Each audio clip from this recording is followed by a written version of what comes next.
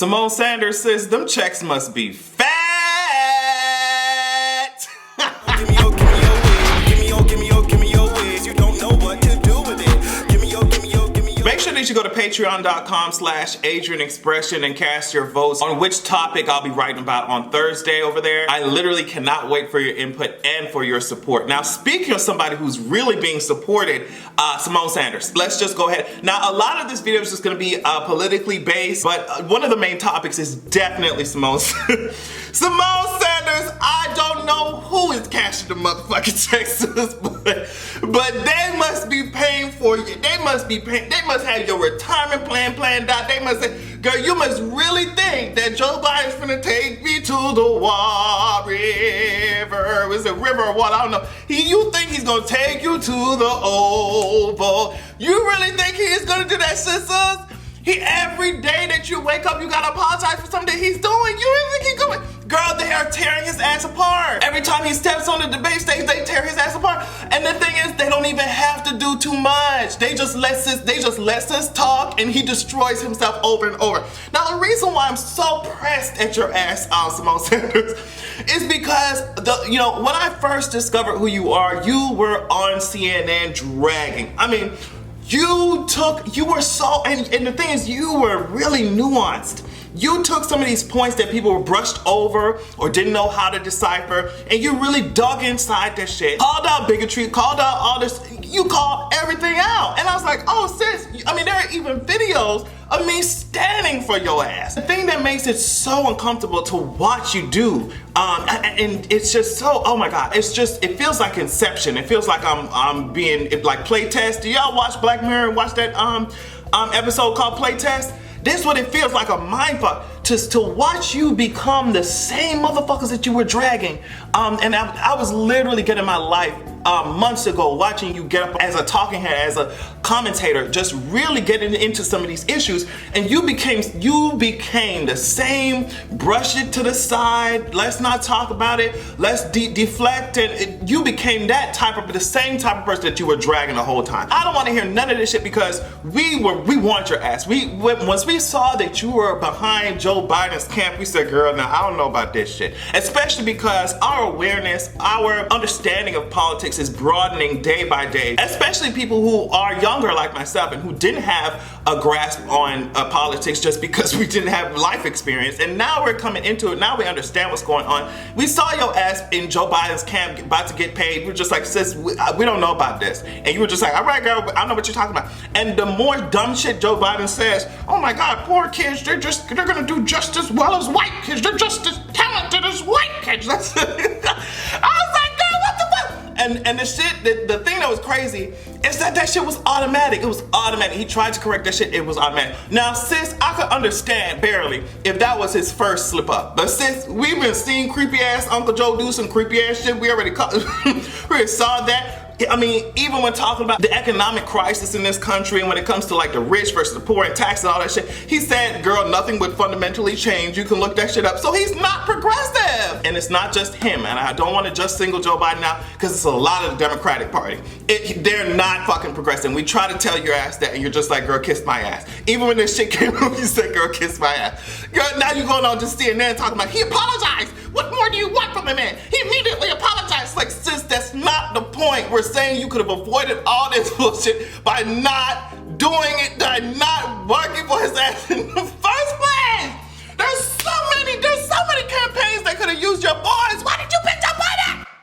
Sis, like I said, for your ass to be up there going to bat for this man, sis. You might be striking out, but you thinking you hitting home runs. Just going to bat for this man. And you are this very same type of person that you would have dragged before you took this job. Right now, you have become the very same person that you would have torn to pieces on live TV, on these news organizations, had you not transformed into this months ago. That would have been you. But now you got this white girl. It just looks so bad. You have this white girl who's completely educated, and informed on the subject and is rightfully holding you accountable. And you are over here acting like, oh, there's no problem. Oh, he apologized. No, it's deeper than that, sis. Joe has been really showing his ass.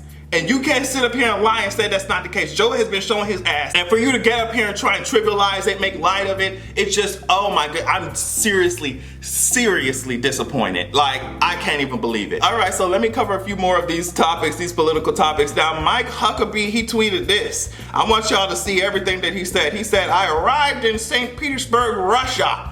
I was going to arrive on a horse and shirtless, but I didn't want to overexcite the Russian woman. I'm over here sitting, and I literally put on Twitter, I said, the only people who are excited and overexcited are the people in America who don't have to see your scrotum built ass face for an allotted period of time, all right? And I also want to ask the question, why is it that so many of these Republicans just love taking trips to Russia? Just say, oh, don't mind me, just took a weekend trip to Russia. What the fuck?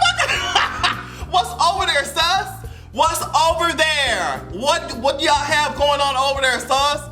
Y'all love taking trips to Russia.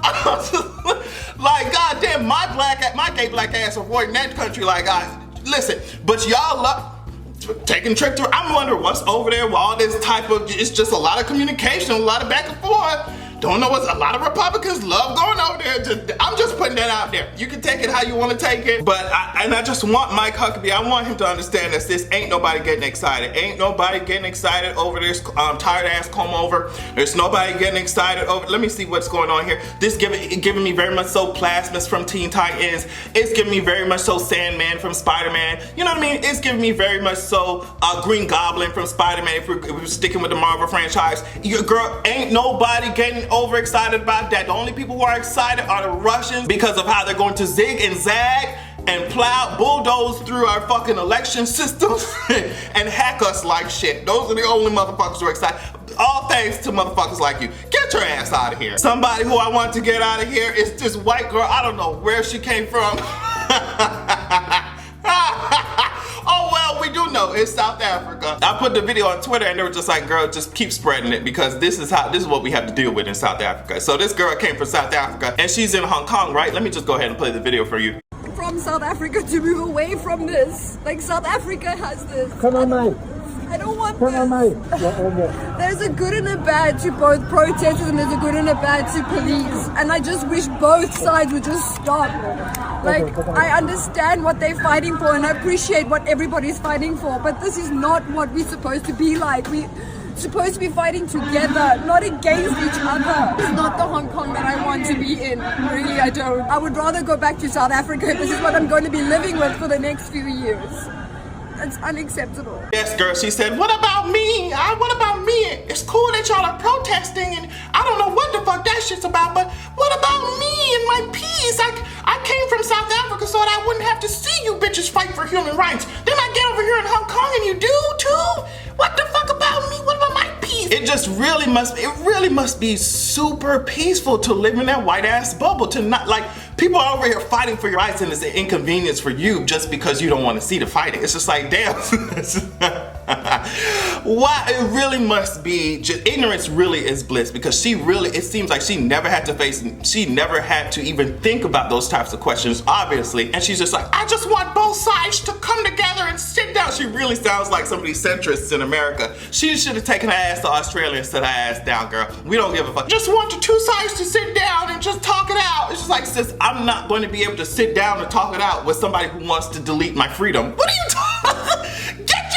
Get your ass out of here. And last but not least, this is one of the topics that I presented on Patreon for you guys to vote on. And if it wins, I'll write about it on Thursday. The governor of Illinois signed a new bill into law that ensures the contributions of LGBTQ people are taught in schools. And I want to really quickly discuss this because this could use a whole video on its own, but we need things like this in schools, okay? Some of your kids are gay and they're too scared to tell your homophobic ass, and they're gonna live their lives with low self-esteem, being bullied, terrified. And if learning about LGBT history can keep them away from suicide, I vote for that. Also, there are a lot of kids in school who are taught homophobia from their parents, and so maybe we can delete some of that, maybe we can erase some of that if they're seeing LGBT people in a light like this. I can't tell you how much that shit would have helped me to not feel like I was alone or the only LGBT person in the world had I saw these things, had I saw LGBT history, had I saw that in school. Now, Illinois is already tackling like minorities, black people, women, all that stuff in their their curriculum, but I'm glad that they're also including LGBT people.